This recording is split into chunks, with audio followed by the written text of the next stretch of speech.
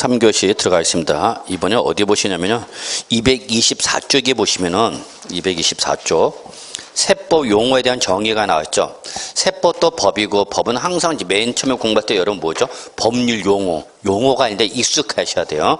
처음 공부하시는 분은 이제 어려운 것이 용어가 익숙치 않다 보니까 잘 무슨 말인지 못 알아듣는데 일단 그러한 것은 시간이 좀 필요하다 이렇게 말씀드릴 수 있겠고요. 거기 224쪽 보시면 세법 용어에 대한 거에서 제일 먼저 국세와 지방세 나왔죠? 예, 그래서 그냥 국세, 지방세 지난 시간에 설명한 거로 말씀을 드리고요. 그 다음에 여러분 225쪽 보면 우리 과세권자, 납세무자 나와 있죠? 2번 세법의 당사자죠? 옆에다 제목 붙이실래요? 과세권자, 납세무자 옆에다 땡땡 세법의 당사자. 세법의 당사자는 누구야? 과세권자와 납세 의무자죠. 그래서 여러분 거기 국세에는 누가 나오죠 여러분? 국세청장, 지방국세청장, 세무서장 또는 소속 공무원에서 밑줄 세무서장이 나오죠. 기본적으로 모든 국세의 과세권자 누구야? 세무서장입니다. 그 세무서의 대장이 이제 누가 되는 거예요 여러분? 국세청장이 대장이죠. 그리고 서울, 인천, 대전, 대구 각 광역 지방자치단체마다 뭐가 있냐면 지방국세청이 있어. 근데 실질적으로 행위로 행동대장은 누가? 세무서장이야. 근데 지방세를 보세요. 지방세는 누가 나오죠? 과세권자로서 지방자치단체장이 나오죠. 그래서 우리 아까 지난 시간에 바로 요 지방자치단체 구조를 그래서 살펴봤던 겁니다. 자, 반해서 이제 우리 납세무자가 있는데 여러분 납세무자는 납세무자, 납세자, 징수 의무자, 다음 페이지 연대 납세무자, 또 다음 페이지 제2차 납세무자, 보증인 이런 것 등이 나와 있는데 이걸 여러분이 외우실 필요는 없어요. 여기까지 물어보지는 않고 이렇게 법률의 성격에 따라서 납세무자가 여러 가지로 구분된다라는 것만 보시면 돼요. 그 다음에 여러분 거기 3번 과세 요건이 나오죠. 찾으셨어요? 자, 우리 개별세법을 공부할 때 다 배우는 게 이 과세 요건이야. 과세 요건은 법률에 의해서 세금을 부과할 때 그 부과하기 위한 요건을 규정한 것이 바로 과세 요건인데 기본적으로 여러분 거기 우리 같이 한번 보죠. 과세 요건이란 납세의무 성립에 필요한 법률상의 요건으로서 자, 밑줄 하나 칩시다. 납세의무자, 과세물건, 과세표준, 세율 네 가지네. 네 가지. 납세무자 밑줄 하나, 과세물건 밑줄 하나 따로따로 쳐야 돼. 밑줄 따로따로 쳐야 돼. 가끔도 밑줄 치려면 그냥 쫙 한 줄을 쳐버린 사람이 있어요. 그러면 구분이 안 돼. 그 다음에 과세표준 밑줄 하나, 그 다음에 세율 밑줄 하나. 그래서 밑줄 몇 개 쳤어야 돼? 4개. 즉 일반적인 과세요건은 몇 가지다? 4가지다. 지금 저는 그걸 얘기하고 싶은 거예요. 근데 이거는 시험에 안 나와요. 시험에는 안 나오는데 이렇게 시험에 과세요건 물어보는 문제는 안 나오는데 우리는 이걸 계속 공부하는 거야. 취득세, 등록세, 재산세, 종부세, 양도세, 납세물건 누구냐, 과세물건은 뭐냐, 과세표준은 얼마, 뭘 하느냐, 세율은 다 이거 공부하는 거야. 특히 우리가 그 중에서 우리 납세의무자, 과세물건, 그 다음에 과세표준 및 세율이 있죠. 자, 요때에 우리 세법의 결론은 여러분 제가 뭘 했냐면 얼마예요? 그랬어요. 자, 우리 취득세 공부했어요. 그럼 취득세 결과로 우리가 부동산 5억짜리 취득했다. 그러면 취득세 얼마 내야 되냐? 그걸 계산할 줄 알아야 되는 거야. 그래서 모든 조세를 우리 세법 뭐야 여러분? 결론은 얼마야. 이때 얼마의 계산 구조는 뭐야 여러분? 과세 표준에다가 뭐를 곱해서 세율을 곱해서 뭐가 나오는 거죠? 산출세액이 나오죠. 자, 우리가 취득세부터 양도소득세, 부동산 임대사업세 공부할 때 이때 모든 세금에서 빠지지 않고 나오는 게 항상 이거야. 그리고 얘가 시험에서 가장 많이 나와요. 그래서 결론, 산출세, 계산해서 나온 세액이란 얘기야. 산출세가 다시 뭐해서? 계산해서 나온 세액이야. 이거죠. 그래서 이게 바로 뭐냐? 얼마예요. 그러면 이 얼마를 계산 요소는 몇 가지야 여러분? 2가지. 뭐에다가 항상 과표에다 뭘 곱해서 세율을 곱해서 뭐가 나오죠? 산출액. 이거는 모든 조세의 기본이며 공통이며 예외가 없어요. 결론 모든 세금은 과표에다 뭘 곱해서 세율을 곱해서 뭐가 나온다? 산출세액이 나온다. 이거는 모든 조세의 기본입니다. 그래서 이거를 여러분 외우셔야 되는데 오늘 따로 외우지 않더라도 1년 내내 이거 공부해. 그래서 뭐에다가 과표에다가 뭘 곱해서 세율을 곱해서 뭐가 나온다? 산출색이 나온다. 이게 세 계산 기본 요소야. 그래서 이걸 어떻게 배우냐? 과세산 그런 거죠. 과세산. 우리 여기 무슨 산이 있어요? 천마산. 그런데 앞으로 세법 무슨 산이야? 과세산이야. 천마산 이제 아직 못 가봤지만은 가봐야 되는데, 저는 기억이 안 나요. 저희 집사람 한번 같이 갔대요. 저랑 같이 천마산 가본 기억이 있던데 나는 없어. 그래서 가끔가다 저게 누구랑 갔었을까 한번 의심을 하는데, 개새끼 데리고 갔던 적은 있은 것 같아. 그래서 우리는 이제 천마산이 아니라 뭐다? 과세산이다라는 걸 잊지 마시고 이걸 공부하는 거예요, 여러분. 과세표는. 네, 이걸 앞으로 계속 공부할 거예요. 그래서 항상 저 내용은 여러분 기본적으로 잡으셔야 되고요. 그 다음에 여러분 227쪽을 보세요. 법정신고 기한 등이 있고 그 밑에 부가징수 방법 6번 부가징수 방법 있죠. 찾으셨어요? 예, 별표 3개. 이거 아주 중요해. 이번 시간에 배우는 것 중에서 제일 중요한 거. 227쪽에 부가징수 방법, 비록 인문가정 가장 기본적인 내용이지만 가장 중요한 내용, 이건 1년 내내 이게 공부하고 시험에 꼭 나와. 그 기본적인 내용도 시험에 많이 나와요, 여러분. 꼭 어려운 것만 집착하지 마, 여러분. 자, 부가징수 방법 별표 3개 쳤어요, 여러분? 예. 자, 보세요. 제가 아까 그랬죠. 세법의 당사자는 기본적으로 두 사람이야. 누구와? 과세권자와 누구죠, 여러분? 납세 의무자죠. 쓰지 마시고요. 예.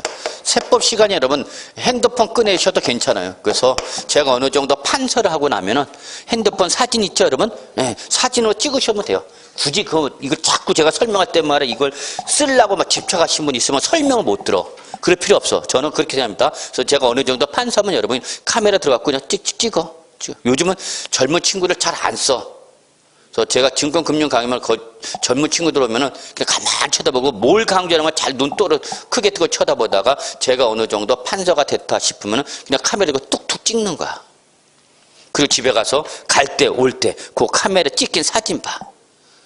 근데 자꾸 젊은 여성들 가다 말고 혼자 막 사진 찍는다? 난 진짜 이해가 안 돼. 별로 이렇게 소장 가치도 없구만. 그냥 혼자서 하고 뭐 하여튼 뭐 길 가다가도 갑자기 나 한번 길 가다 들이받은 적이 뻔했어. 절절타는 막 가는데 앞에 가다 말고 혼자 길 하다 이거 뭐 받을 뻔했어. 왜 그런지 난 이해가 안 돼.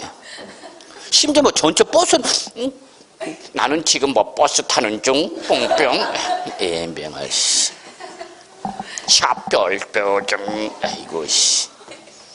그러지 마시고 우리 세법 공부할 때는 제가 어느 정도 판서 요거 사진 찍으면 돼. 그래서 세법의 당사자는 누가 여러분? 과세권자와 납세무자. 그러면 여기 부가징수 방법은 옆에다 이렇게 제목을 옆에다 적어놓으세요. 부가징수 방법 옆에 6번 부가징수 제목 있죠? 옆에다가 부가징수 방법은 요걸 적어놓으면 돼. 납세 의무 이행 방법을 말해. 자, 요거 하나만 적어놓읍시다. 227조 6번 부가징수 방법 옆에다가 땡땡 요거는 뭐를 말한다고? 납세 의무 이행 방법. 즉 세금을 어떻게 내는 거냐 그 얘기야. 이때 세금을 부과하는 방법은 기본적으로 이렇게 당사자에 따라서 두 가지 방법이 있어요. 그래서 과세권자가 누가? 과세권자가 세액을 계산해서 여러분한테 뭘 보내죠? 납세 고지서를 보내죠. 고지서. 여러분 우리 매달 각종 공과금 고지서 받죠. 그거 말하는가? 뭐 전기요금, 휴대폰, 뭐 사용 요금, 뭐 고지서 우리 매달 내는 고지서에 공과금만 돈 모아도 돈 엄청 모을 수 있는데, 그죠? 그게 그냥 아무 없이 내 돈에서 나가는 거 공과금. 그 돈만 모아도 우리 충분히 고기 먹고 싶은 대로 먹을 수 있고요. 예. 풍족한 생활할 수 있죠. 그래서 이렇게 과세권자가 액션을 취하는 거죠. 세액을 과표에다 뭘 곱해서 세율 곱해서 뭐 나왔죠? 산출세. 이걸 계산해서 여러분한테 뭘 보내죠? 고지서를 보내죠. 이렇게 부가징수하는 방법을 우리 뭐라 그런다 여러분? 이거를 보통징수라고 그래. 꼭 기억해 두셔야 돼요. 근데 이 보통징수란 표현은 지방세에서 사용하는 표현 방식이고 국세에서는 보통징수라 그러지 않고 과세권자가 계산한다. 그러면 국세 과세권자 누구랬죠 여러분? 정부, 그죠? 그래서 정부 부가 과세 이렇게 표현하기도 해요, 여러분. 그래서 결론, 보통징수나 정부 부가세, 즉 지방세에서는 보통징수, 국세에서는 뭐 정부 부가과세. 이거는 누가 액션을 취하는가? 과세권자가 세액을 계산해서 뭘 보내주는가? 고지서를 보내주는 거죠. 고지서. 그럼 우리 매달 각종 오는 공과금 고지서가 바로 이걸 말하는 거죠. 사업자가 계산해서 뭘 보내죠? 고지서. 그럼 고지서에 적힌 금액을 고지서에 언제까지 내라고 날짜가 적혀 있어, 안 적혀 있어? 적혀 있죠. 우리는 고지서에 적혀 있는 기간을 뭐라고 하는 거예요, 여러분? 납부기한이라고 합니다. 납부기한. 그래서 중에 이때는 항상 여기는 무슨 기한이 나온다고요, 여러분? 납부기한이 나와. 납부기한까지. 그러니까 납부기한이란 말은 어디서 나오는가? 고지서에 나오는가? 근데 여러분, 고지서에 적힌 금액을 고지서에 적힌 날짜까지 납부를 안 하면 뭐가 붙어? 연체료가 붙죠. 연체료를 우리는 뭐라 하냐면 이때까지 납부를 안 하면 부과되는 연체료 우리는 뭐라 그래? 가산금이라 그래. 무지하게 중요한 거예요. 지금 인문가정이지만 진짜 1년 내내 공부합니다. 그래서 고지서에 적힌 납부기한까지 납부를 하면 뭐가 된다고 여러분? 가산금이야. 그래서 가산금은 한마디로 여러분 더 어렵게 생각하지만 뭘 말하는 거예요, 여러분? 연체료. 우리 제 날짜에 내지 않으면 뭐가 붙죠, 여러분? 연체료예요, 연체료. 저는 은행원 출신이다 보니까 이 날짜의 관념이 아주 중요합니다. 이 은행은 하루하루가 다 뭐야, 여러분? 돈이야, 돈. 은행에 오늘 대출 원리금 갚는 날이야. 오늘이 약정이라. 그럼 오늘 갚아야 돼. 일부 내야 돼. 전부 내야 돼. 만약에 오늘 날짜로 내야 할 대로 내지를 못하면 내일부터 뭐가 붙어 이제? 연체료 붙는 거야, 연체료. 너 왜 안 냈어? 또 거꾸로 우리 여러분 정기적금 아시죠? 그럼 정기적금 약정일에 매달 납부해야 되잖아. 5일날 매달 내가 정기적금 납부하게 되는데 5일날 못 내고 7일날 8일 냈어. 그럴 수도 있어. 살다 보면. 그럼 그만큼 며칠 내서 늦게 냈죠, 2, 3일. 그럼 그만큼 이자가 빠지는 거야. 세금 우리 은행원은 하루하루가 다 돈이야. 그러니까 날짜가 아주 중요해. 근데 현실에 오면은 그렇지만은 않아요. 주고 싶을 때 주고 받을 때 받고 막 그럴 때도 많아. 그래서 어려워지는 거야. 중소기업과 대기업. 중소기업은 대기업에 돈 줄 때 그냥 주는 대로 받아야 돼. 그래서 어려워. 그래서 이렇게 너 세금 내라 할 때 내야 돼, 안 내야 돼? 내야 돼. 안 내면 연체료부터. 그걸 세법에서 연체를 뭐라고 그런다고요? 가산금. 이게 세법 용어예요, 여러분. 거꾸로 이제 누가 액션 쳐냐? 납세 의무자가 액션 쳐냐? 납세 의무자가. 납세 의무자가 스스로 세액을 계산해서 과세관청에 뭐 하는 거야, 여러분? 신고하고 납부하는 거야. 이걸 우리 뭐라고 표현하냐면 신고 납부랍니다. 근데 이걸 국세에서는 뭐라고 표현하냐면 신고 납세라고 해. 약간 표현의 방식이 다르죠. 그러면 결국은 신고 납부, 신고 납세문화 액션을 누가 취하는 거예요, 여러분? 납세 의무자. 이게 중요해. 얘는 스스로 납세 의무자가 세액을 계산해서 법에서 정하고 있는 신고 기한까지 뭐 해야 되는 거야, 여러분? 신고를 하고 납부를 해야 되는 거야.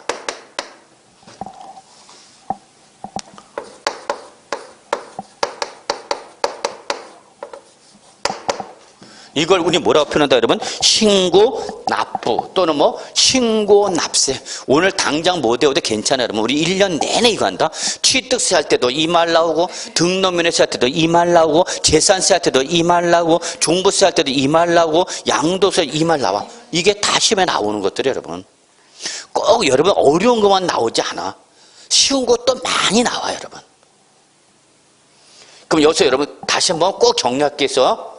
자, 다시 한번 정리하면, 자, 세금을 부과하는 방법에는 누가 액션을 취하느냐? 세법의 당사자인 과세권자와 납세의무자 중에서 누가 액션을 취하는 거? 과세권자가 액션을 취해서 세액을 계산해서, 액션을 취하는 건 세액을 계산해 준다는 얘기야. 그래서 뭘 보내줘서? 고지서를 보내줘서 그 납부하게 하는 걸 우리는 뭐라고 그런다? 보통징수 또는 국제는 뭐라고 표현한다? 정부 부가과세를 한다. 이거 용어 기억해 두셔야 돼요. 거꾸로 누가? 납세 의무자가 스스로 세액을 계산해서 법에서 정하고 있는 언제까지? 신고 기한까지 스스로 뭐 하는가? 신고하고 납부하는 방식을 우리가 뭐라고 한다? 신고 납부. 근데 지방세는 신고 납부인데 국세는 뭐라 표현한다? 신고 납세. 예, 요게 조금 이제 서투를 텐데 앞으로 계속 하니까 걱정하지 마세요. 그럼 이때 신고 기한 내에 신고와 뭘 해야 되는데? 납부를 했는데 이걸 했다 안 했다? 안 했다. 그러면 안 하면 뭐가 보되는 거야? 여기는 가산세가 붙어. 여기는 가산세야. 끝자가 다르네. 여기는 뭐였어요, 여러분? 그 가산금이었고 여기는 가산세야. 그러면 출전들은 요런 걸 좋아한단 말이야. 그러니까 출전이 좋아하는 걸 공부하셔야 돼. 여러분 자꾸 여러분이 좋아하는 걸 공부해. 그게 안타까워. 집에 반찬하면 아저씨가 좋아하는 반찬 해야 돼, 안 해야 돼? 아저씨가 좋아하는 반찬 해줘 좀. 애 반찬만 하지 말고. 지난번에도 저희 집에서 그냥 계란말이 내가 먹었더니 그거 애 먹으라고 한 건데 그걸 네가 먹냐 이 시켜. 그러면서 욕 뒤지게 먹었어. 씨. 그럼 내 거는 어떤 건데? 대충 주워 먹어. 씨. 그래갖고 서글퍼. 자, 이렇게 과세, 우리 출전이 좋아하는 거는 이런 걸 좋아한단 말이야. 어떨 때 뭐고? 가산금이고, 어떨 때 가산세냐. 이런 걸 장난친단 말이야, 여러분. 그러니까 이런 걸 여러분이 자꾸 구분한 습관을 들여야 돼요. 그래서 제가 여기는 가산금과 가산세 뭘 쳐놨어요, 여러분? 동그랗게 치죠. 이런 걸 잘 보라는 얘기야. 출전이 이거죠. 그러면 가산세는 언제 나오죠, 여러분? 뭐 할 때? 신고 기한 때, 신고와 납부를 했을 때, 하지 않았을 때, 하지 않았을 때 부과되는 가산세. 이거는 성격이 뭐냐? 벌가금이야, 벌가금. 벌금. 다른 말로 여러분, 중개법에서 뭐라 표현하냐? 과태료. 중개법에서 말하는 뭐를? 과태료를 우리는 뭐라 표현한다? 가산세랍니다.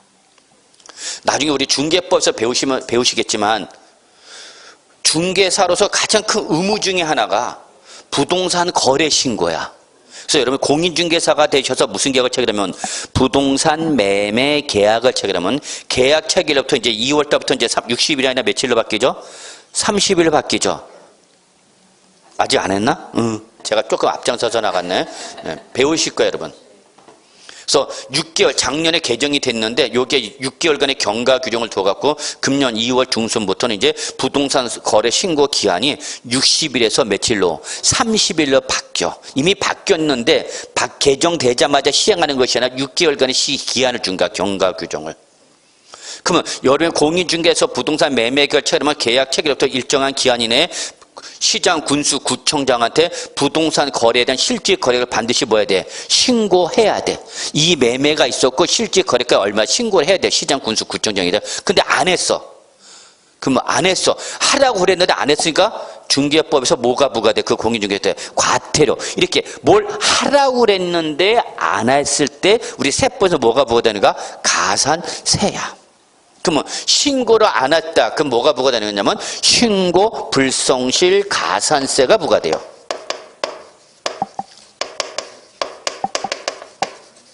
납부를 안 했다.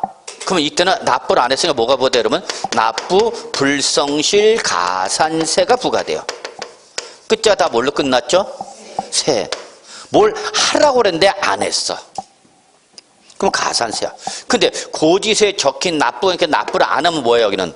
여기는 뭐야? 가산금이죠. 그러니까 이런 말을 잘 구분해야 되는 거예요, 여러분. 이해하셨죠? 자, 이제 하나만 더 해야 돼. 그러면 뭘 또 여러분 해야 되냐면, 그러면 지방세, 보통징수는 과세권자 세율계에서 고지서를 보내서 납부하는 방법을 보통징수라고 그러고, 이 보통징수는 지방세로서 여러분 꼭 기억할 것이 뭐냐? 재산세, 지역, 자원, 시설세는 전형적인 무슨 방법을 취하고 있다? 보통 징수 방법을 취했다. 이걸 외워야 되는가? 근데 오늘 당장 못 외워도 좋아. 1년 내내, 내년 시험 보기 전까지만 외우면 돼. 그 다음에 정부 부과과세는 대부분 국세가 바로 뭐냐면 종합부동산세. 근데 이거 어디서 봤었는데 아까? 그쵸, 보유세 제지죠. 그놈들이네. 그러니까 재산세, 지역, 자원, 시설세, 종부세 무슨 세? 보유세야.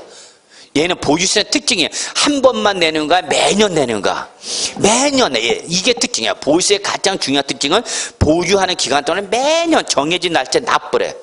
그 매년 납세는 일일이 항상 그 매년에 세금을 신고 자기가 직접 계산해서 납부하면 쉬워 어려워? 어려우니까 그래. 너 매년 내는 세금은 누가? 과세권자가 계산해서 여러분한테 뭘 보내줄게? 고지서 보내줄 테니까 네가 그냥 고지서대로 뭐만 하면 돼? 납부만 하면 돼. 그 얘기야 여러분. 그래서 여러분 꼭 외우셔야 돼. 보통 징수는 지방세가 뭐고? 제지. 그 다음에 종합부동산세가 무슨 여자 있습니다. 정부 부가세하는 게 뭐야 여러분? 종합부동산세. 그래서 요 제지종이 무슨 세는? 보유세는 과세권자에 신청하는가? 납세무자에 신청하는가? 과세권자에 신청하는가? 그냥 납세무자는 가만히 있으면 돼. 그럼 뭐가 날라오는가? 고지서. 그 고지서의 적정 금액을 납부만 하면 돼. 다만 우린 고지서를 받으면 어떤 생각이 들어? 더럽게 많이 나오네 세금은. 그렇죠. 자, 거꾸로 이제 또 하나 기억하겠어. 신고 납부는 지방세라서 여러분이 꼭 외우셔야 될 것이 바로 취득세, 등록, 면허세가 있어요. 이거 무슨 단계에서 뭐가 된 거죠? 취득 단계네. 그리고 신고 납세 대표가 뭐냐면 양도소득세예요. 그래서 여러분 요거는 외우실 때 어떻게 외냐면 취등양 이렇게 외우시면 돼요. 취등양. 얘들은 무슨 단계죠 여러분? 거래 단계죠. 요거는 무슨 단계고? 보유 단계.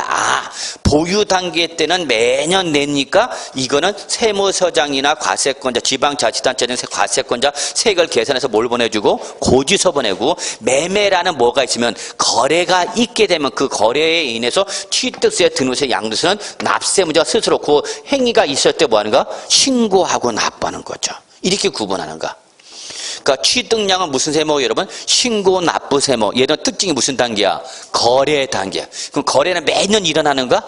아니잖아. 거래는 일어날 수도 있고 일어나지 않을 수도 행위세죠. 근데 여러분 중에서도 여러분 명의로 이러한 거래 행위를 하신 분도 계실 거고 거래 행위를 아직 한 번도 안 해본 적도 있는 분도 계셔. 그러니까 이 거래 단계는 사람마다 발생 빈도수가 같으니까 다르니까 달라. 그러니까 언제 이 행위가 일어날지 가세관청이 알아 몰라? 모르니까. 그럼 혹시 이런 행위를 하면은 그러면 그때는 니네가 법에서 정하고 있는 언제까지 신고 기한까지 스스로 신고하고 뭐하라? 납부하라 그런가. 그래서 신고 납부가 이루어지면 그 다음부터 보유세는 누가 계산해서? 과세권자가 계산. 뭘 보내줄게? 고지서 보내줄게. 그 얘기 여러분. 이해하시나요? 네, 그래서 여러분 우리 같이 227쪽 보세요. 자, 이제 책을 통해서 한번 확인합시다. 신고 납세 했죠? 1번. 그러면 신고 납세는 제일 먼저 무슨 말 나오죠? 그쵸, 밑줄. 납세무자가 이 말이 제일 먼저 튀어나오네. 납세무자. 근데 여러분 그 밑에 2번 봐봐. 2번. 227쪽 보고 계셔야 돼요. 이건 중요해 지금. 2번. 보통징수 정부부가가세 있죠? 자, 여기는 무슨 말이 제일 먼저 나와? 세무공무원, 세무공무원 밑줄 쳐놓고 적어. 과세권자를 말해. 그래서 세법을 공부할 때 무슨 말이 나오면 세무공무원이 그러면 이 세무공무원은 누구를 말하는 거다? 과세권자를 얘기한다. 그런 거 보시면 돼요. 이게 제일 중요한 액션이야. 그래서 신고 납부는 액션을 누가 취한다? 납세 의무자가. 그 납부할 국세나 지방세, 과세표니까 세금을 어떻게 하고? 신고하고. 그 신고한 세금을 어떻게 하라? 납부하라. 그런가. 이때 안 했다. 신고 납부 안 했다. 그럼 저거 뭐 부가 된다? 가산세가 부가 된다. 적어놔야 가산세. 그러면 신고 납부하는 지방세와 국세에서 우리 어떻게 된다? 여러분 취득량 요것도 적어놓으면 좋겠네. 취득량. 그래서 신고 납세 옆에다가 이렇게 취득량. 얘든 신고 납부 세모 외워야 돼. 취득량 무슨 세? 거래세. 거래 단계에서 이루어지는 거죠. 이 거래가 많아야 돼, 적어야 돼? 여러분 입장에서 많아야죠. 그래야 돈 버는 거야, 여러분.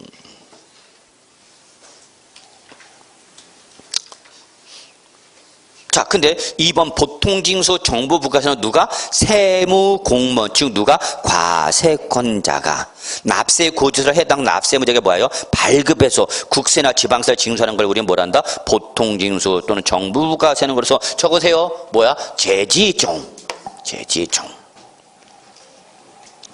취득량은 뭐였고 여러분? 신고납부. 제지종은 뭐야 여러분? 보통징수.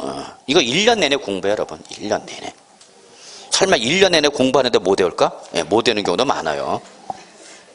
왜? 다른 과목 하다 보니까.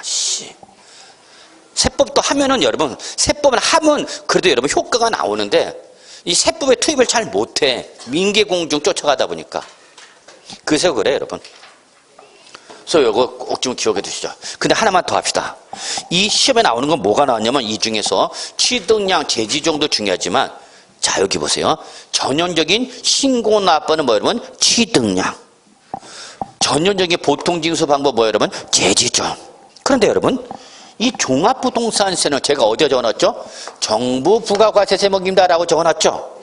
근데 이게 원칙인데 얘는 거꾸로 뭐도 할 수 있냐? 신고납부도 가능해. 그래서 이 종부세는 원칙이 뭔데? 정부 부가과세인데 예외적으로 납세하냐 보면 선택하면 모두 가능하다. 신고 납세할 수 있다라는 게 특징이야. 그러면 취득량, 제지종, 그럼 출전이 여기서 어떤 거 제일 좋아할까? 취득량도 중요하고 제지종도 중요하지만 제일 중요한 건 출전이 뭘 좋아할까?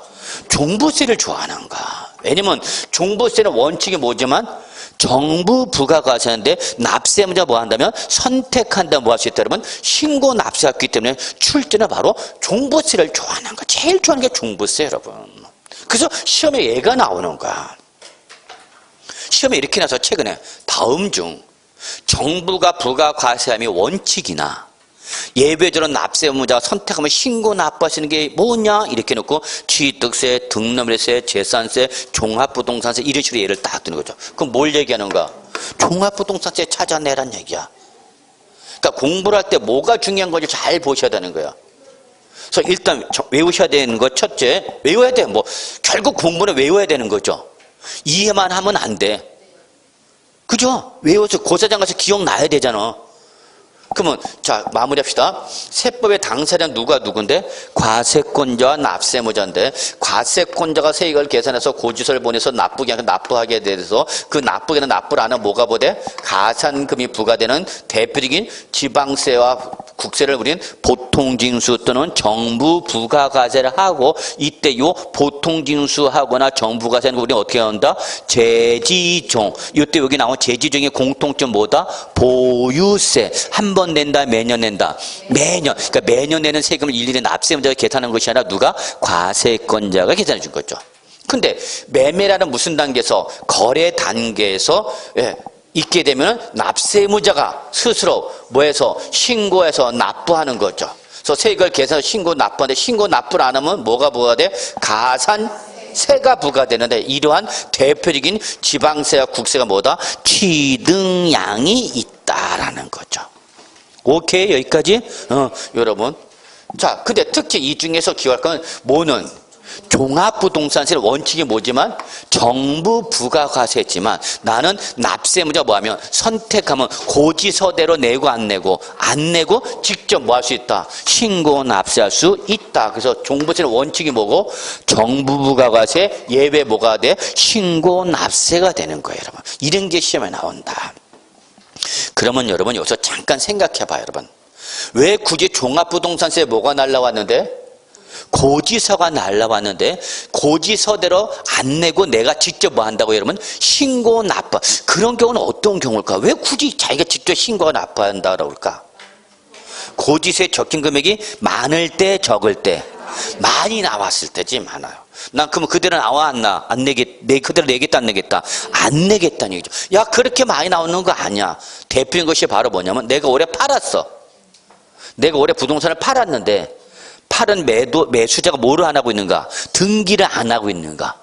그러니까 계속 나는 팔았는데도 불구하고 4명이라 등기부 잡히는 거지. 그러면 세무서장은 내 거로 알겠죠. 그럼 나한테 뭘 때려? 종합부동산세 때리겠지. 그럼 나는 그대로 내, 안 내? 안 내. 내가 왜 그대로 내? 내 게 아닌데. 그럼 그때는 뭐 하라는 얘기야? 네가 직접 신고하고 납부하라는 얘기야. 그래서 갑이한테 때렸더니 갑이 이거 팔려갖고 을한테 넘어갔어. 그럼 과세관청, 그래, 뭐야, 미안하다. 다시 누구한테 때리면 돼? 을한테 때리고 자기는 신고 납부하면 되는 거죠. 그래서 종합부동산에서 원칙이 뭐지만 정부 부가세지만 예외 뭐가 가능하다? 신고 납부. 이거 1년 내내 공부해. 당장 못 외워도 괜찮아요, 여러분. 자, 근데 다음 페이지 넘겨봐요. 무슨 말이 나오면 특별징수 또는 원천징수라는 말이 나와요, 여러분. 찾았어요? 예. 이 중에서 여러분 특별징수와 원천징수 중에서 여러분이 가장 익숙한 용어가 바로 뭐냐면 원천징수야. 원천징수는 여러분이 우리 세법을 공부하지 않아서도 경제활동을 하는 과정에서 나오는 세법 용어로서 가장 익숙한 게 바로 뭐 여러분 원천징수죠. 사업자가 나한테 뭘 줄 때? 돈을 줄 때 그 지급하는 소득금액이나 수익금액에 해당하는 뭐를 소득세 등을 빼고 주는 거죠. 세금을 떼고 줘. 아예 돈 줄 때부터 세금을 떼고 준다. 돈 줄 때부터 세금을 떼고 준다. 그래서 뭐라 표현한가 여러분? 원천징수. 원천징수는 무슨 어디서 사용하는가 여러분? 저거 국세. 국세에서는 이걸 뭐라고 그러는가 여러분? 원천징수라는 거. 그래서 원천징수는 어디에서만 나오는 말이야? 국세에서만 나오는. 적어놔야 돼. 원천징수 위에다 적어놔. 원천징수는 국세에서만 사용하는 말이다.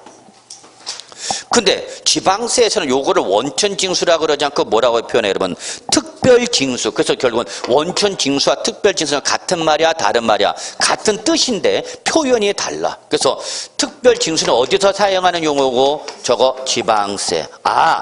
국세에서 말하는 뭐를 원천징수라는 것을 지방세는 뭐라 표현하는 거구나? 특별징수라고 그러는 거나 이 말 절대 놓치면 안 돼요. 이 오늘 배운 것 중에서 가장 시험에 출제될 가능성이 높은 부분이야, 여러분. 오늘 입문 첫 시간이지만 이렇게 중요한 내용. 그래서 이렇게 자 마무리할게요. 우리가 알고 있는 뭐를 여러분? 원천징수를 지방세에 뭐라 표현한다? 특별징수라는데 뜻은 같은 거다 다른 거다? 같은가. 다만 표현 방식이 국세는 뭐라 표현한 거고 원천징수, 지방세는 특별징수라고 표현했을 뿐이야. 표현의 방식은 차이가 있지만 의미는 같다 다르다? 다르다. 의미는 같다. 표현은 다르지만 그럼 여러분 예를 들어서 이렇게 보죠. 자, 내가 은행에다 예금을 해. 요즘은 예금을 해도 이자가 많아 적어? 적어. 아주 저금리다 보니까 예금병을 새빠지게 내가 모은 목돈을 은행에다 정기금을 해봐야 뭐 2%? 3%? 3% 주면 많이 준다. 은행에서 생색을 내 예금병을. 그럼 100만 원을 예금하면 2만 원, 3만 원밖에 안 준다는 얘기야. 그죠 여러분? 그러니까 요즘 젊은 친구들이 돈을 모아 못 모아? 못 모아. 재산 형성이 어려워. 그러니까 저금리가 여러분 반드시 좋은 것만은 아니야 여러분. 제가 현업에 근무할 때 제가 젊었을 때 나도 20대가 있었어. 여러분 항상 저는 뭐 원래 저랬나 보다 그렇게 생각하지 마시고요. 그래서 젊었을 때 어렸을 때 막 근무할 때 은행에서 일을 하고 그럼 매달 월급을 타면 월급의 일부는 재형저축에 불입하고 또 정기적금 불입하고 여기저기 세금에 불입해. 그걸 뭐 3년 5년 동안 뭐 하냐면 그래도 나중에는 뭐가 돼? 목돈이 되죠. 목돈을 가지고 이제 세태금 이제 어떻게 운영할 거냐 그런 걸 결정했죠. 그래서 예전에 금리가 여러분 뭐 20% 30% 재형저축 같은 경우 5년짜리 불이면 30%가 나왔어요. 30% 금리가 높았죠. 그러면 예금 금리가 높으니까 뭐도 당연히 높아? 대출금리는 더 높겠네. 그래서 옛날에는 물가 상승이 워낙 높은 이유 중에 하나가 금리가 높아지는 거야 자꾸. 그래도 젊은 사람들이라더라도 돈을 모을 수 있었어 없었어? 있었어. 내가 좀 고생을 하면. 근데 요즘은 워낙 뭐다 보니까 저금리다 보니까 내가 새빨리가 돈을 모아서 재산 형성을 저축을 해도 이자가 붙어 안 붙어? 안 붙어. 그래서 요즘 젊은이들이 그래서 힘든 거야 여러분. 사회 구조가 힘든 거야 요즘 젊은 애들이. 근데 뭐 자꾸 젊은 애들이 뭐 어떠니 저러네 그런 분들 계신데 그건 웃기는 소리야. 그래서 이렇게 내가 은행에다 예금했다. 그래서 이자 받았어. 그럼 이자를 줄 때 은행에 이자를 줄 때 나한테 지급하는 이자에 대한 금액에서 뭘 떼고 줘? 세금 떼고 주죠. 아예 은행에서 돈 줄 때부터 세금을 떼고 줘. 돈 줄 때부터 세금을 떼는 걸. 이걸 뭐라고 표현해요, 여러분? 원천징수. 자, 여러분이나 아저씨가 회사 다녀. 회사 다녀서 열심히 일을 하면 이제 뭘 받아? 급여. 그러면 사업자가 뭘 지급할 때? 급여를 지급할 때 그 지급하는 급여에 대한 뭐를? 소득세 등을 뭐하죠? 떼고 주죠. 그리고 뗀 걸 다음 달 10일 등에 과세가 좀 납부하는 걸. 이걸 바로 뭐라냐면 여러분 원천징수. 많이 듣던 용어야. 또 마지막 하나 예를 이렇게 들게요. 자, 우리가 매주 한 번씩 청운의 뜻을 품고 사는 게 있죠. 매주 한 번씩 사는 게 뭐야, 여러분? 로또. 특히 꿈을 한번 잘 꿔야 되는데 이놈의 꿈을 맨날 개꿈만 꿔. 난 개새끼만 왔다 갔다 그래요. 꿈에서도. 자, 그래서 로또 당첨되면 여러분 어디 가셔야 돼요? 알고 계셔? 농협 본점을 가야 돼. 농협 본점 가서 카운터 디스크, 안내 디스크 갖고 복권 당첨자입니다. 그러면 청경 아저씨나 안내하신 분이 몇 층으로 유도를 할 거야. 그때 갈 때 여러분 잘 가셔야 돼요. 혼자 갈까? 절대 여러분 복권 당첨 받으러 갈 때 혼자 가는 분은 없어요. 무서워서. 누굴 꼭 데리고 가. 엄마가 가면 누구 데려갈까? 응? 딸이나 자매, 자기 자매 잘 가. 다른 말로 말하면 아저씨하고는 안 와. 생각해봐요, 여러분. 내가 로또 당첨됐어? 아저씨하고 간다? 딸이나 누구 자매하고 간다? 이 스키는 못 믿어. 그래서 여러분, 복권 당첨되면 절대 부부가 오는 경우가 없어요. 그럼 남자들이 당첨되면 남자들도 여러분 꼭 절대 안 와요. 혼자 안 와요. 누굴 데리고 가요? 누굴 데리고 올까? 꼭 친구를 데리고 와요. 무서우니까 혼자는 못 와요. 친구 데리고 그래서 당첨되면 일부를 떼줘. 그리고 항상 뭐라 그래 집에다가? 절대 집에다가 얘기하지 말아요.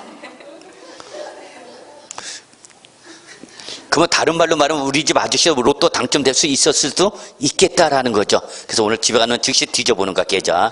이 스키 나 몰래 당첨금 빼돌린 거 아니야? 자, 그러면 은행에서 자 마무리합시다. 이자 줄 때 그 지급하는 이자는 뭘 떼고죠? 소득세를 떼고죠. 마무리합시다. 요걸 세법 용어로 뭐라고 표현하고? 원천징수. 근데 요걸 지방세는 뭐라고 표현한다 여러분? 특별징수. 그래서 여러분 여기는 제3자가 나타나. 과세권자와 납세무자도 아닌 누가? 제3자. 다른 말로 대표적으로 누가 여러분? 사업자 등 돈을 뭐하는 사람? 주는 사람. 돈을 주는 사람이에요. 그래서 이렇게 제3자인 사업자가 납세무자한테 뭐를 주는데? 급여 등 소득금액을 지급하겠죠? 소득금액이나 수익금액을 지급하는 거죠. 그럼 그 해당하는 소득세 수입액에 대한 뭐를? 소득세 등을 뭐하죠 여러분? 빼죠. 소득세를 빼죠. 요 소득세 등을 빼고 주는 걸 요거를 우리 국세에서는 뭐라 표현한 거고? 원천징수라고 그러는 거죠. 돈 줄 때부터. 근데 여러분 이 세금책에서 이 원천징수가 진짜 무서운가? 이게 우리나라 세금책에 왜 가장 근간이 되고 기본이 되는 거예요. 돈을 주는 사람은 항상 지급하는 거에 대한 내역을 어떻게 해요? 국세청에 보고하게 되겠죠. 이래서 무서운가? 그러니까 내가 세금을 뭐 하고 싶어도 탈루, 누락시키고 싶어도 이미 나한테 뭐를 한 사람이 돈을 준 사람이 다 국세청에 보고했어 안 했어? 했죠. 그러니까 항상 크로스 체크하는 거. 이래서 무서운가? 그 다음에 하나가 더 있죠. 여러분도 다 여러분하고 관련됐어. 또 물건을 사고 팔면 뭘 주죠 여러분? 부가가치세. 부가가치세. 몇 프로? 10%. 여러분 진짜 여러분들 실제 공인중개사도 부가가치세와 관련이 있어 없어? 있어요 여러분. 여러분 나중에 공인중개사 되시면은 일반 과세사업자로 신고를 하거나 간이과세사업자로 신고를 해야 돼. 그래서 일반 과세사업자로 신고를 하면 여러분 수수료 10%를 반드시 부가가치세 10% 징수하고 징수한 했다는 증빙서를 뭐를 교부해야 돼? 세금 계산서를 교부해야 돼. 근데 여러분이 신고를 할 때 맨 처음에 사업자 등록할 때 뭘 했으면 간이과세자를 했으면 10% 징수 의무가 없어. 그럼 거꾸로 이제 고객 입장에서 봐. 고객 입장에서 공인중개사한테 매매나 임대차 중개 의뢰를 갔는데 내가 찾아간 공인중개사가 일반 과세 사업자면 내 중개 수수료의 몇 프로를 10%를 더 뭐로 내야 돼? 부가가치세로 내야 돼. 근데 내가 찾아간 공인중개사가 뭐면 관이 과세되면 10% 내 안 내? 안 내. 그러니까 여러분 공인중개사한테 가면 제일 먼저 확인할 게 뭐야? 그렇죠. 이 공인중개사가 일반 과세사업자인지 관이 과세사업자인지 반드시 그것부터 확인하셔야 되는 거야. 이걸 몰라 여러분들이. 제가 한번 강의 끝나고 집에 가요. 그럼 저녁 강의 끝나고 집에 가면 보통 12시 돼야 돼요. 근데 메모지가 적혀서 저희 집 사람한테 자기 오는 대로 처형한테 전화해봐. 늦게라도 전화해달래. 그러니까 늦게라도 전화가 무슨 급한 일인지 알고 전화 걸었죠. 처형 저 이서방이에요. 그랬더니 이서방 미안해요. 너가 그러면 왜 그러세요? 그랬더니 내가 여태 그 주택 임대하를 할 때 공인중개사한테 10%의 부가치세를 낸 적이 없는데 갑자기 이번에 임대차를 중개한 공인중개사 10% 내라고 그런다고. 난 여태까지 10% 준 적이 있다 없다? 없다. 근데 이번 공인중개사 10%를 달랜대. 내가 10%를 줘야 되는 게 맞냐라고 물어보는 거야. 네, 그게 맞을 거예요. 그래서 계약서를 한번 다시 보세요. 그러면 계약서에 공인중개사 표준 매매 계약서, 거기 계약서에 일반 과세사업자는 일반 과세사업자로서 부가치세 몇 프로? 10% 징수 의무가 있습니다라는 말이 나와 있고 관이 과세자는 그게 없어. 근데 이번에 중개한 공인중개사는 누구였던가? 일반 과세사업자는. 그래서 그 사람은 예를 들어서 수수료 300만 원을 달려면은 얼마를? 30만 원 부가치로 더 달라고 그런 거죠. 그러니까 우리 처형이 뒤집어진 거지. 여태까지 낸 적이 있는데 없는데 갑자기 생뚱맞게 이번 공인중개사는 10% 하는 거야. 왜 그런가? 일반 과세사업자였던 거죠. 근데 대부분 공인중개사는 영세사업자이기 때문에 사업자 등록을 할 때에 보통 대부분 아파트 단지 안에서 입주자들 상대할 때는 간이과세자로가 대부분. 그러면 다 관이과세자가 좋은 거냐? 그렇지는 않아. 여러분이 사업자, 예를 들어서 상가 등을 많이 상대한다. 그래서 누굴 거래하면? 사업자를 거래했던 세금계산서를 교부해줘야 돼. 근데 관이과세든 세금계산을 발급할 수가 없어. 근데 일반 법인이나 개인사업자는 반드시 거래할 때 뭐가 있어야 돼 여러분? 세금계산서가 있어요. 그래서 세금계산서를 끊어달라고 그래. 근데 관이과세자를 너희가 등록했으면 세금계산서를 끊어줘 못 끊어줘? 못 끊어줘. 그러면 그 법인이나 개인사업자는 나하고 거래할 수가 없어. 그래서 여러분이 업종이 중요해. 내가 누굴 그러니까 실무에서 이런 게 진짜 중요한 거야. 내가 아파트 단지 안에서 주택의 매매나 임대차를 그냥 하려고 그러면은 이때는 뭐로 가는 게 중요하고 간이과세자가 중요한 거고 나는 상가라든지 아파트 땅이라든지 또는 상가 등 이런 거 하겠다. 사업자 대상한다. 오피텔 하려면 여러분 뭐 해야 돼 여러분? 그때는 일반 과세업자라 돼. 이런 게 다 중요한 거야 여러분. 자, 그래서 이렇게 내가 국세에서나 지방세에서 원천 징수라는 걸 뭐라고 표현하고 여러분 마무리합시다. 지방세는 뭐라고 표현한다? 특별징수. 특별징수라고 그러죠. 자, 이제 마무리해야 되는데 이렇게 원천징수 돈을 줄 때 세금부터 떼는 거죠. 이때 원천징수의 대표적인 국세가 뭐가 있을까 여러분? 소득세. 소득세죠. 내가 근로를 제공해서 급여를 받으면 뭐가 부과돼? 소득세 원천징수하죠 여러분? 네. 그래서 원천징수하면 여러분 자동으로 외워. 원천징수 그럼 뭐가 나와요 여러분? 소득세가 가장 기본이야. 그러면 여러분 꼭 기억해 두셔야 돼요. 소득세 그러면 여러분 항상 꼭 기억해 두셔야 돼요. 무조건 법에 의해서 지방세법에서 뭘 징수하면 소득세를 징수하면 이 소득세 몇 프로를? 10%를 다시 한번 뭐가 부과되냐 여러분? 지방소득세가 부과돼요. 지방소득세. 그러면 여러분 이걸 외워야 되는데 다시 한번 정리할게요. 국세에서 말하는 뭐를? 원천징수를 지방세 뭐라 표현하고? 특별징수하고. 그 원천징수의 대표적인 국세가 뭐가 있고? 소득세가 있고. 자, 꼭 기억해야 돼. 뭐가 나오면? 소득세가 나오면 반드시 몇 프로를? 10%를 뭐로 내야 된다? 지방소득세를 반드시 내야 돼. 소득세! 그러면 항상 뒤에 누가 쫓아오는가? 지방소득세가 꼭 쫓아와. 소득세! 그럼 막 가면 뒤에 누가 쫓아오는가? 지방소득세가 딸깍딸깍 같이 쫓아와. 몇 프로? 10%! 그러면서. 꼭 기억해 두셔야 돼요. 뭐가 있는 것엔? 소득세가 있는 것에 뭐가 있다 그러면 지방소득세가 있다. 얘는 꼭 같이 다녀. 세트야. 그 원천징수와 특별징수는 어떤 거고? 같은 표현이고, 같은 거고. 요걸 꼭 해두셔야 돼요. 그래서 이렇게 소득이나 수익금을 지급할 때 그 지급하는 금액은 뭐를? 소득세와 몰대, 지방소득세. 그걸 과세관청이 어떻게 하는가? 납부하는 거죠. 다음 달 10일이라든지 예, 법에서 정하고 있는 기한까지. 이걸 뭐라 한다 여러분? 원천징수. 이걸 뭐라 한다? 지방세는 특별징수. 자, 결론 냅시다. 228쪽에 바로 지방세 부가징수가 나왔죠. 신고, 납부, 보통징수, 특별징수 박스에 나왔죠 여러분. 이거는 지방세 쪽을 기준으로 했지만 여러분은 국세랑 같이 정리해 두셔야 돼요 여러분. 예, 그래서 이거를 자 사진을 한번 카트 찍어놔야 되는데 아직 조금 있어. 자, 이제 중요한 말이 이제 거기 밑에 228쪽 가산세가 있죠. 찾으셨어요? 자, 그 다음에 여러분 어디 넘기냐면 우리 책에는 여기에 빠져있네. 228쪽 여러분 7번 가산세 옆에다가 적어놔. 옆에다 하나 더 가산금. 그래서 가산금이 이게 원고에 있었는데 빠졌어요. 편집하는 과정에서. 가산세 옆에 뭘 적어놓으라고요? 가산금. 아주 중요한 말이야. 자, 그러면 다시 한번 정리할게요. 재산세나 지역 자원시나 종합부동산세는 무슨 방법? 보통징수 또는 정부에서 매년 고지서에 적힌 날짜에 납부를 해야 되는 거죠. 납부를 하지 않으면 뭐가 된다 그러면 가산금. 가산금. 그 다음에 자 취등량은 무슨 세목 여러분? 신고납부 또는 신고납세세무서 법에서 정하고 있는 언제까지? 신고기한까지 뭐야 돼 여러분? 신고하고 뭐야 돼 여러분? 납부를 해야 되는 거죠. 근데 신고 납부를 안 하면 뭐가 부는 거죠? 가산세. 신고 안 했다 뭐가 부된다 여러분? 신고 불성실 가산세. 납부를 안 했다 뭐가 부는 거죠 여러분? 납부 불성실 가산세가 부는 거죠. 납부 불성실 가산세. 여기 있네. 납부를 안 했다. 납부 불성실 가산세. 그래서 기본적인 가산세는 신고 불성실 가산세가 뭐가 있어요 여러분? 납부 불성실 가산세 여러분. 그런데 이게 내년 2020년도는 개정이 돼요.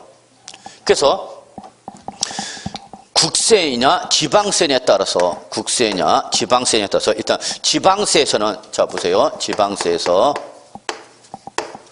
법정 신고 기한 내 신고 납부를 하는 뭐가 부되죠 여러분? 신고 불성실 가산세 부과되죠. 그 다음에 신고 기한까지 납부를 하는 뭐가 부되죠 여러분? 납부 불성실 가산세가 부과되죠. 그래서 이렇게 신고 불성실 가산세, 납부 불성실 가산세 부과될 수 있는 게 뭐죠 여러분? 취등. 이게 어디 거고? 지방세. 국세일 때는 뭐가 부과되는 거죠 여러분? 양도소득세가 이런 게 가산세가 부과될 수 있는 거죠? 자, 재산세에서는 재지종은 뭐니까? 보통 징수 방법이니까 고지서에 적힌 날짜까지 납부를 안 하면 뭐가 부과되죠 여러분? 가산금이 부과되죠.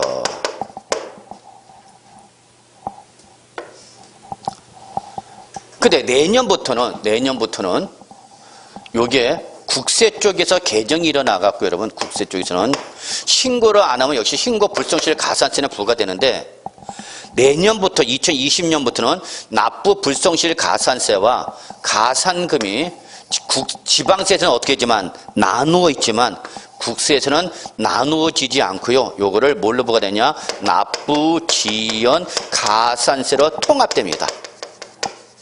그래서 여러분 교재 보시면은 229쪽 맨 위에 보세요. 양가로 2번 229쪽. 뭐가 나와 있어요, 여러분? 납부 지연 가산세가 나와 있죠? 요게 내년부터 바뀌는 2020년도 바뀌는 거야. 그래서 요 납부 지연 가산세는 어디만 나오는가? 국세에서만 나와. 국세에서만. 그럼 지방세는 어떻게 하라고 하냐? 납부 불성실 가산세, 가산금을 따로 구분해서 과세한다고.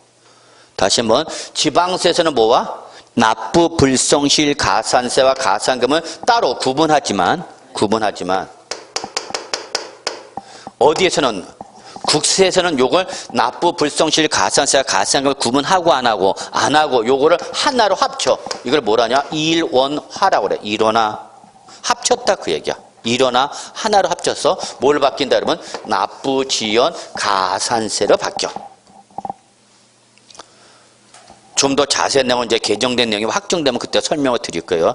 그래서 원래 지방세도 내후년에 바뀔 거예요, 여러분. 근데 지방세는 아직 1년의 경과를 둬갖고 아주 준비가 안 됐고 국세는 작년에 개정이 됐는데 이게 시행 시기를 올해부터 2020년부터 적용하는 겁니다. 그래서 결론 내면 여러분 거기 납부 지연 가산세는 어디만 나오는 거다고요 여러분? 국세에서만 나온다. 그럼 지방세는 어떻게 나온다? 납부 불성실 가산세와 가산을 어떻게 한다? 구분해서 부과된다. 이렇게 보시면 돼요 여러분. 됐나요 여러분? 자 이렇게 보시면 되고요.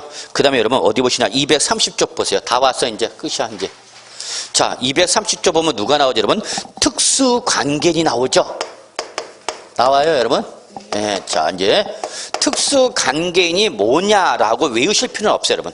거의 뭐 특수관계인은 본인과 다음에 어느 하나에 해당하는 사람을 말한다 그래갖고 뭐 친족관계, 경제적 연관관계, 경영지배관계 이렇게 1, 2, 3에 나와 있죠 여러분. 자 이거 외우실 필요는 없어. 그럼 저는 뭘 얘기하고 싶은 거냐면은 특수관계인 간의 거래를 하면 우리 세법은 이것만 기억하시면 돼. 정상적 거래 본다, 비정상적 거래 본다. 네, 비정상적 거래 본다라는 게 세법의 특징이야.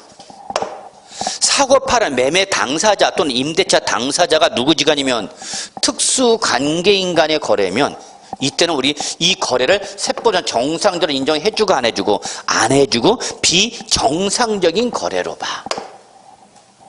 대표적인 예로서 우리가 나중에 지방세인 취득세 할 때도 나오지만 이 특수관계인 중에서 가장 가까운 사람이 누굴까 여러분? 배우자와 직계존비속이야. 특수관계인 중에서도 가장 가까운 사람이 누구다 여러분? 배우자나 직계존비속을 말해. 그래서 이 배우자 직계존비속 적어 특수관계인 옆에다가 그 특수관계인 중에서 제일 가까운 사람이 누구다 여러분? 배우자와 직계존비속. 그래서 말이 길어지죠. 그래서 이걸 저는 앞으로 두 글자로 뭐라 표현하냐? 저거 왼수 그래. 맞죠? 왼수야. 저희는 집에 가면 서로 왼수하고 서로 마주봐. 집에 가면 왼수 왔어? 응 왔어. 그래. 밥 좀 줘? 그러면 이 왼수 그러죠. 그래서 집에 와서 밥 잔소리 절대 안 합니다. 차려주시면 고맙게 먹고요. 안 차려주면 그냥 집에 가서 굶주립니다. 그러다 못 참고 뭐 먹다가 걸리면 이제 눈탱이 밤탱이대로 쳐지고 이 새끼야 먹기 전에 자기 전에 먹지 말라고 그랬는데 또 먹었다고. 자 다시 한번 아주 중요해. 특수관계인 중에서 누구예요 여러분? 배우자와 직계존비속 간의 거래. 그럼 특수 제일 갖고 세죠. 그럼 세번 정상적으로 봐 안 봐? 안 봐. 그래서 여러분 배우자와 직계존비속 간에 매매를 하면 우리 세법은 이걸 매매라는 정상적 거래를 인정하고 안 하고 안 해. 이걸 매매로 보지 않고 뭐로 보냐? 증여로 봐. 증여. 세법은 야 무슨 부부지간에 야 무슨 부모와 자식간에 사고 팔았다는 얘기냐? 사고 판 게 아니라 니들 못 알아는 얘기야. 증여로 보는 거죠. 증여. 아주 중요한 말이야. 그러면 세법에서 뭐로 본다는 것은 증여로 본다는 것은 그 취득한 사람 뭘 내야 된다는 얘기야? 증여세를 내야 된다는 거야. 증여세. 아주 중요하죠. 그러면 증여세를 내는 것은 세금이 그만큼 커지는 거야 작아지는 거야 여러분? 커지는 거죠. 이걸 자꾸 오해하는 분이 있네. 이런 걸 제대로 꼭 수업을 안 들으면 나중에 딴소리를 해요. 자, 배우자와 직계존비세를 사고 팔아서 그럼 세법 이걸 매매를 인정하고 안 하고? 안 하고 니네가 무슨 계약서 썼어? 매매 계약서 썼지만 세법 그걸 매매 계약서를 인정하고 안 하고? 안 하고 뭐로 보는가? 증여 계약서로 보는가? 그러면 그걸 취득한 사람은 매매로 인한 취득에 대한 취득세를 내야 될 뿐만 아니라 또 뭐를 내야 된다는 얘기야? 증여세를. 그럼 세금이 커지는 거야 작아지는 거야? 커지는 거야. 세금 많이 때리겠다는 얘기야. 그런데 우리가 비록 누구지간이지만 왼수지간이지만 매매가 일어날 수도 있어 없어? 있어. 객관적으로 누가 봐도 명명백백하게 돈 주고 산 것이 입증이 되면 즉 대가 지급 사실 어떻게 하면 입증하는 거죠. 야 내가 실제 돈 줬어. 이런 사실 어떻게 하면 입증하면 그때는 다시 뭐로 보는 거야? 다시 유상으로 인정해줘 안 해줘? 해줘. 매매를 인정해준다 안 해준다? 해준다라는 거죠. 그 매매를 인정하니까 뭐를 안 낸다는 얘기야? 증여세 안 낸다는 얘기야. 누구지간의 일대야? 왼수지간일 때야 여러분. 이해하셨어요? 자, 그래서 여러분 거기 특수관계인이란 말이 왜 나왔냐면 세법은 이 거래 당사자 누구면 특수관계인이면 정상적 거래를 인정하고 안 하고 비정상적 거래본데 그 비정상적 거래본은 대표가 바로 누구 지간이다? 왼수지간의 매매에 뜨는 뭐로 본다? 증여로 본다, 추정한다, 원칙. 그러나 예배까지 꼭 보셔야 돼요. 대가 지급 사실 어떻게 하면 입증하면 그때는 매매를 인정해줘 안 해줘? 해줘. 매매를 인정해주면 뭐는 안 내는가? 증여세 안 내는가? 이런 게 나중에 또 나와. 취득세도 나오고 양도세도 할 거야. 됐나요 여러분? 자, 그 다음에 여러분 231쪽에 보시면 부동산 활동에 따른 관련 조세 구분 있죠? 요거는 따로 지금 당장 외우실 필요는 없어요. 231쪽이요. 그래서 요거는 제가 첫 시간 때 취득, 보유, 처분 단계에서 부과되는 거 있죠? 그것만 여러분이 감 잡으시면 돼. 거기 있는 거 지금 당장 외울 필요 없어. 나중에 외울 건 제가 따로 잡아 드릴 테니까. 그래서 오늘은 여기까지 하는 걸로 하고요. 여기까지 하는 걸로 보고 다음 주에는 이제 우리 지방세 관련된 기본적인 내용 한번 살펴볼까요, 여러분? 그래서 오늘은 여기까지 해서 첫날 수업 마무리하도록 하겠습니다, 여러분. 수고하셨습니다.